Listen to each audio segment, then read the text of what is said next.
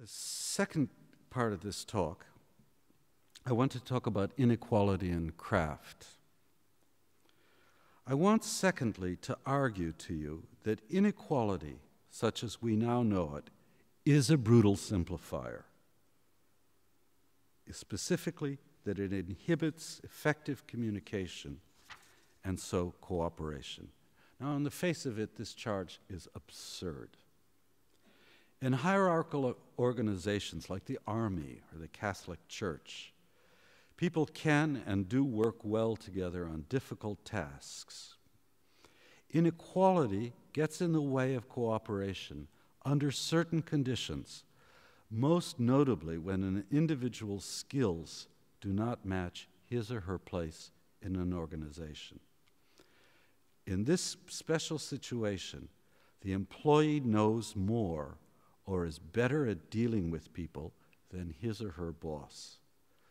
Put another way, a person with craft is under the thumb of someone who lacks similar competence. The result of this inequality is disastrous institutionally, since people below feel misunderstood and resentful, people above fake it in asserting their authority. When this kind of inequality arises, social communication tends to become ever more crude and more primitive.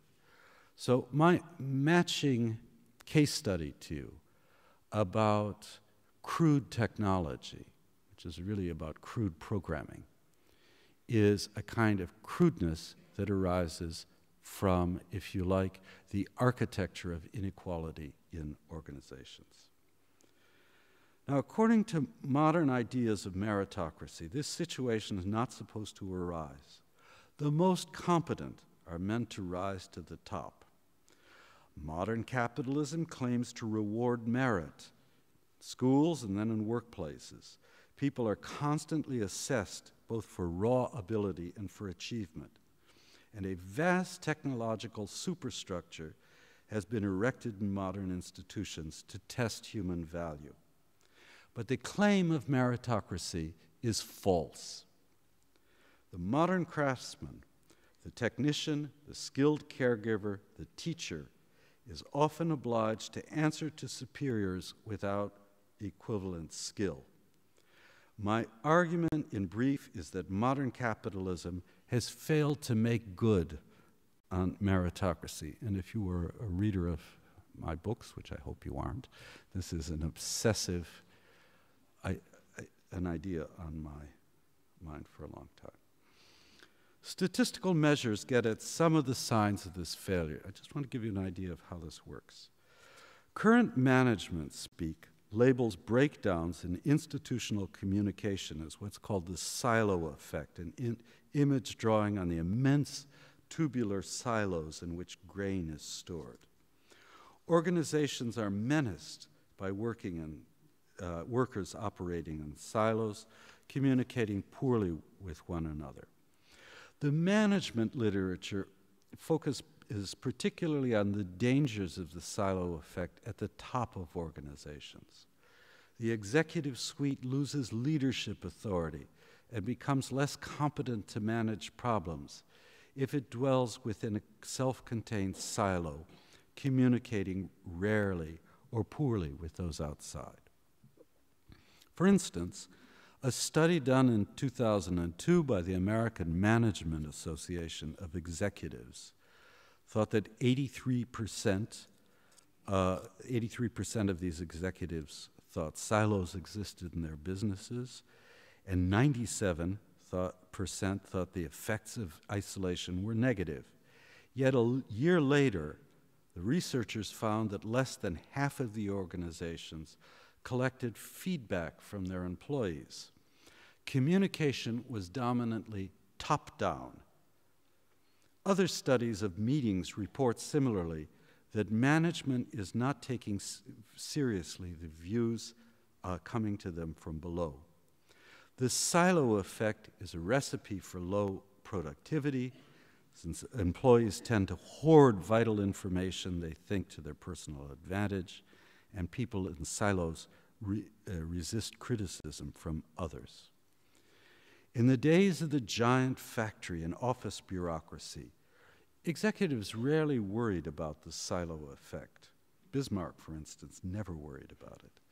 The industrialist Henry Ford in the States and his management guru Frederick Taylor thought it enough to break down complex tasks into the smallest bits and then devise a system for coordinating the product or paper flow. They were concerned with mechanical collaboration rather than social communication and cooperation, which turned out not to be good for business. Ford's assembly lines drove some of his workers crazy. Many more joined unions and went on strike. Mechanical coordination proved in general a recipe for low productivity. Today, industries are supposed to flourish in a knowledge economy, a prospect which argues ever more against this Fordist isolation. Yet if you travel in China, Vietnam, Indonesia, you see this kind of Fordism rampant. We always celebrate, if I could just make a side comment on this, we always celebrate, the work ethic and the great productivity of these manufacturing sectors. In fact, their productivity in terms of worker effort per hour is low. These are people who are in a condition of semi-slavery. There's no communication with them. Productivity is squeezed out by giving them very long hours with the threat that they'll lose their jobs entirely unless they meet quotas. And the result is, as a recent study of Indonesian factory labor shows, that they say the amount of spoilage or productive waste is about triple what it is in Germany. So it's quite an illusory notion that simply squeezing productivity through the division of labor is effective.